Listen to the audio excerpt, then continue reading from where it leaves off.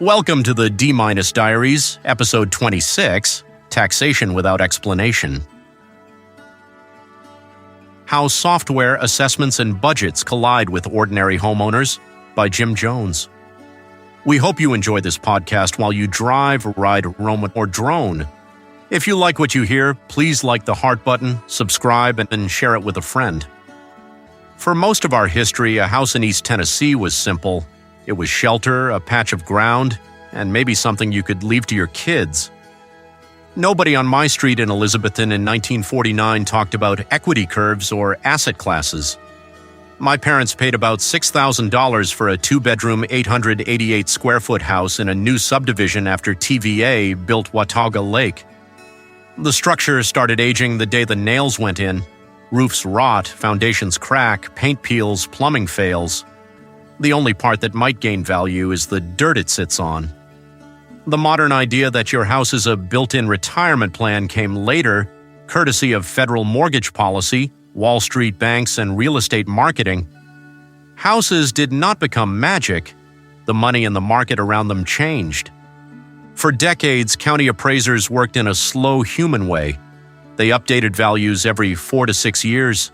They leaned on older appraisals, standard depreciation tables, basic construction data, and broad inflation trends.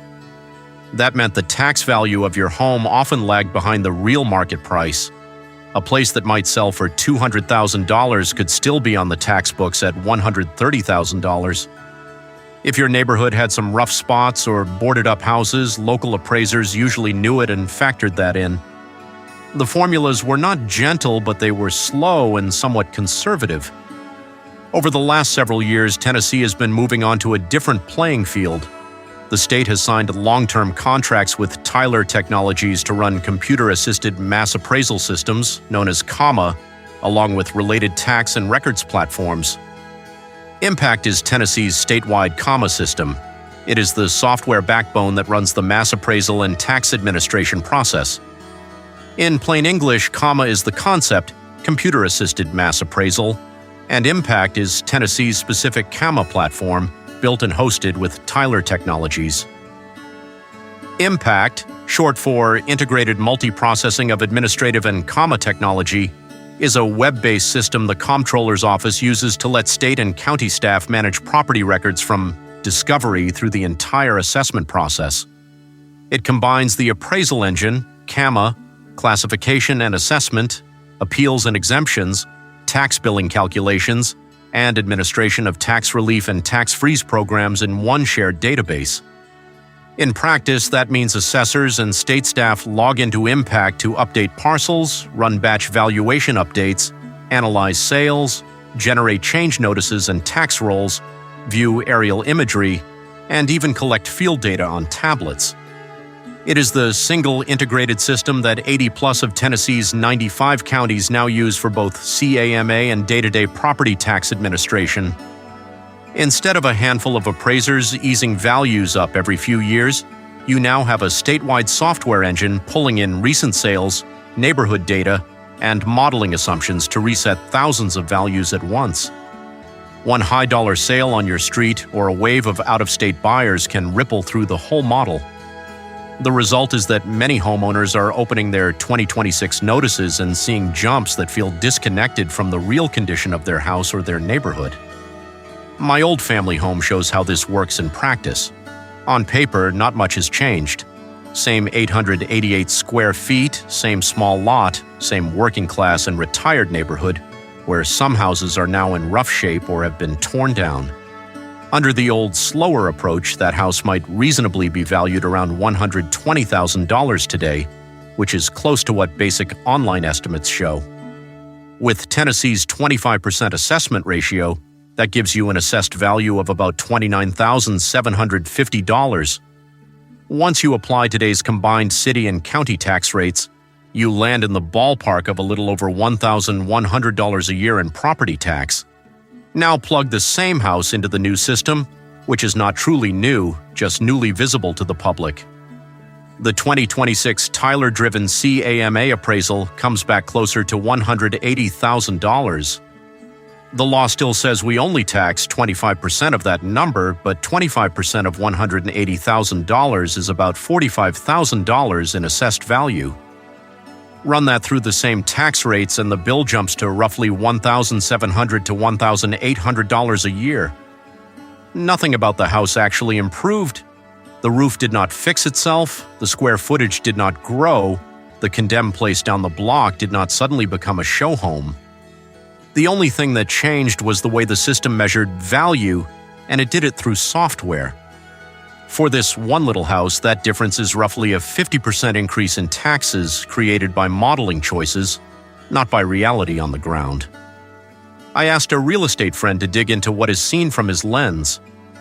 A review of numerous properties throughout Carter County revealed apparent inconsistencies and deficiencies in certain assessed property values, highlighting the need for greater transparency in the reassessment process so property owners can better understand how these valuations were derived and whether assessments are being applied consistently and equitably across the county.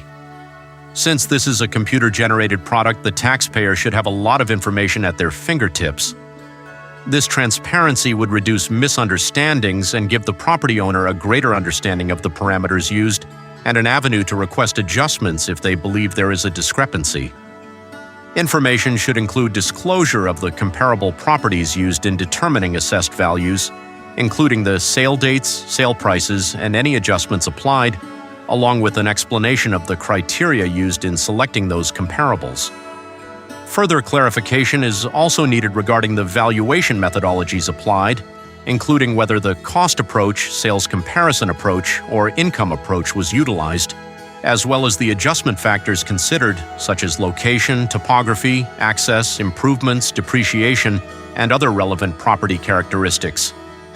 Additional explanation is needed concerning how unique land characteristics common to this area are evaluated and incorporated into property assessments.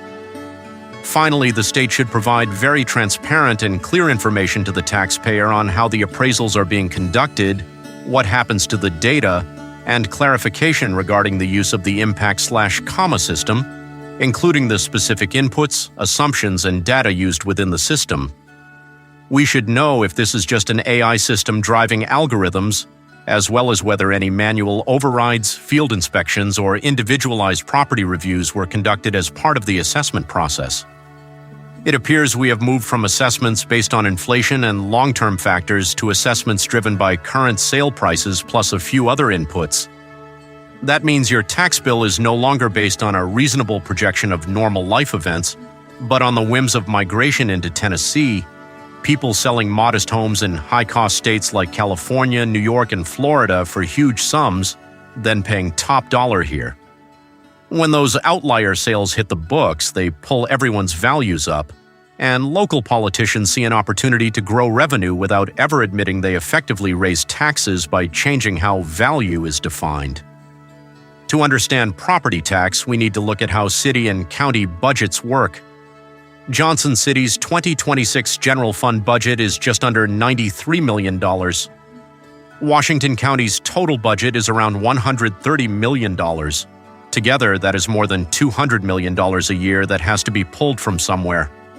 The money comes mostly from two big engines, sales tax and property tax. Sales tax can be strong, but it is volatile. It depends on people buying things. Property tax is the opposite, slow, predictable, and under local control. Once city and county leaders adopt a budget, they lean on property values and tax rates to make the numbers add up. Each year, budget staff and elected officials start with what they plan to spend on schools, police, fire, roads, parks, debt payments, and long-term projects. That spending target becomes the levy. They then look at the total assessed value of all taxable property in the city or county. Divide the levy by the assessed value and you get the tax rate per $100 of assessed value. When a big reappraisal year hits, state law forces a rate reset so local governments do not automatically get a giant windfall. But nothing stops them from setting the new rate slightly above that revenue-neutral level. And if your total assessed value keeps climbing because the software keeps marking up your house, the base they can tax keeps growing even if the rate barely moves. That is where Tyler's CAMA system quietly becomes a budget tool. If you are a city trying to feed a $93 million operation, or a county trying to keep a $130 million machine running, you can only squeeze sales tax so far. But if you plug every home, farm, and storefront into a mass appraisal model and refresh it more often, your taxable base expands without you ever having to say, "We raised the rate." On a spreadsheet, it looks clean. On your kitchen table, it looks like a bigger bill for the same house. I am not arguing that all software is bad or that everyone involved is malicious.